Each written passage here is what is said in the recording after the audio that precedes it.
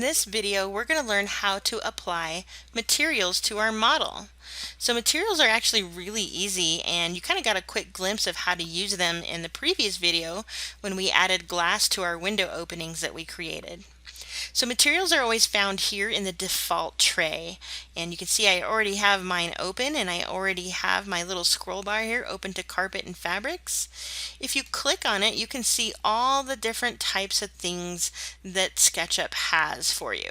Now before I get too much further, what I want to do is I just want to show you, like, if you accidentally lose this default tray, just come over to Window, Default Tray, and Show the Tray.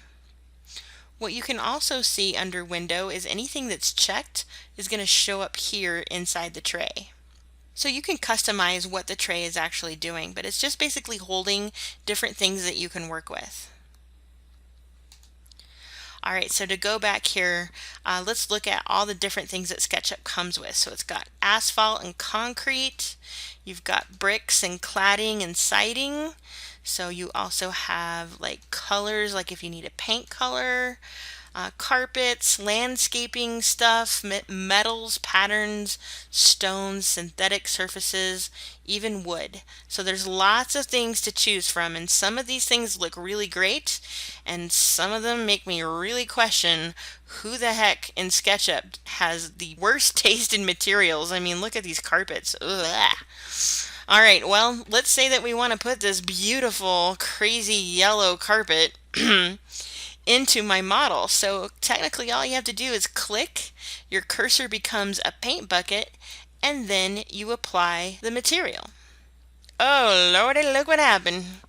I done painted the entire thing. So why did this happen? Because our wall and floor systems are a group. So just remember, if you go to apply a material to a group without editing it first, you apply it to the whole stinking thing. So let's undo that because I don't want that to happen. Black arrow, click on the model, right click, edit group. Now I'm in edit mode, and I can tell because of the dotted line that's going all the way around my building. Now I can take that carpet and I can apply it to the floor. Now I don't want carpet in my kitchen and dining area because that's just gross and unhealthy. So what I'm going to do is I'm going to draw a line. So what SketchUp needs is a division. Walls can be a division, and so can lines.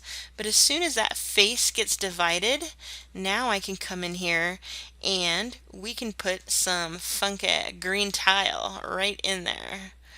Gorgeous! And we can also make updates and changes as we want to. So if we want a different pattern, there we go. I like that yellow black look right there. Very nice. Alright, so this works the same for walls. So if I want to add a color, I can come in here and I can look for a color. So let's do this yellow. Yeah, that's not a great yellow for that area. Maybe something like that. So that's how you can apply. So it's always going to be to the entire face.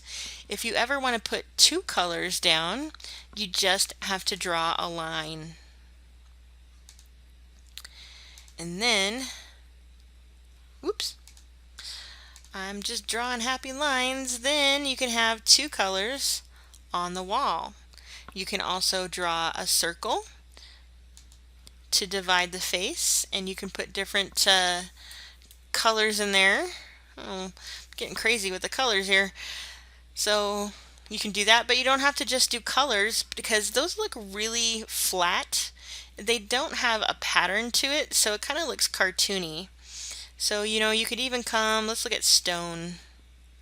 Come in here and you can add stone to anything that you want to, just in case you don't want it to look, well, I don't know what I'm trying to say, because normally you don't put stone in a circle like this, but I can in SketchUp, so neener. So there we go. We have colors, and we've learned how to apply them. The one thing that I do want to show you guys as you start working with things is that when you start bringing furniture in from the 3D warehouse, You might get like a sofa that you really like, but you don't like the materials on it. So it's really easy. Some are easier than others, I should say. But to change the material on the furniture, simply grab the furniture, and right now this portion is in a group. So the legs look like they're separate, and this portion is a group. So what I'm trying to do, I'm trying to get down to where I can actually click on the surface of the sofa and it highlights instead of the entire sofa. So I'm going to right click, and this is currently a component. So I'm just going to do edit component or edit group depending on what it is. So edit component, and then I click again. So I got to the fabric really fast. Sometimes there's groups within groups within groups. So you just have to keep right clicking and editing group or component until you get to the point where you can actually select the surface itself. Once that's selected, then I can come back here maybe to carpet fabrics, and maybe I want this to be a brown leather instead. So I'm going to click on it, and then you can see it updates right there. So I'm going to click off, and what it did is it updated this portion, but it did not update this one, so it's separate. The fabrics are separate. So if I want it two-toned, I could keep it that way, but if I actually want this to change as well, I just keep doing edit component.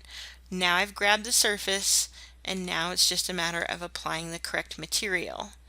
Black arrow, and then click out so that you can update it. Same with these patterns on these pillows. So I can grab the pillow, right click, this is also a component, so edit component, click again, and yes, I've grabbed the surface. All those little tiny blue dots means I've grabbed the surface. So now I can come in here and I can update the pattern if I want to, and then I can click off. So there, now I've updated the pattern of the pillows and the sofa. Now if I don't like how this pattern is coming through, maybe I want these to be smaller or larger leaves or whatever those are supposed to be. What you can do is you can grab it, and we'll edit the component, and we'll do this again, but then I'm going to come over here to edit, and here is where I can play with the scale of the material. So maybe it's currently set at 1'3". What would happen if I set it at 5 foot? Enter. You can see that the pattern got a lot larger, and you don't see those small details anymore. So even if I did 6 inches, now you can see that pattern got really small. So you can definitely play with the scale of your patterns and your textures and all of that kind of fun stuff. You can also play with the color.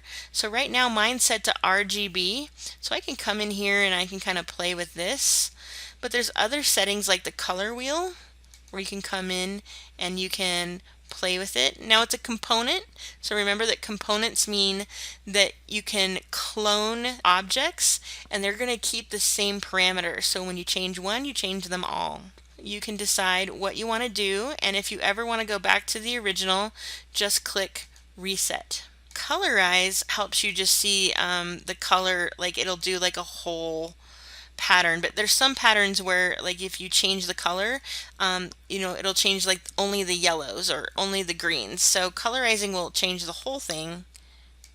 And again, to reset, you just click back here and it'll go back to the original color that it was. When you're done, just click the black arrow and click off, and there you've got your sofa. So yes, that is how you can apply colors. It's really super easy. Again, the trick is just to make sure that you divide where the materials end and where they finish. So sometimes, you have to draw a line on the floor like this. Other times the walls will be the division. So you can create lots of patterns. You can do murals on the floor. You can do a lot of different things. But this is basically how you apply material.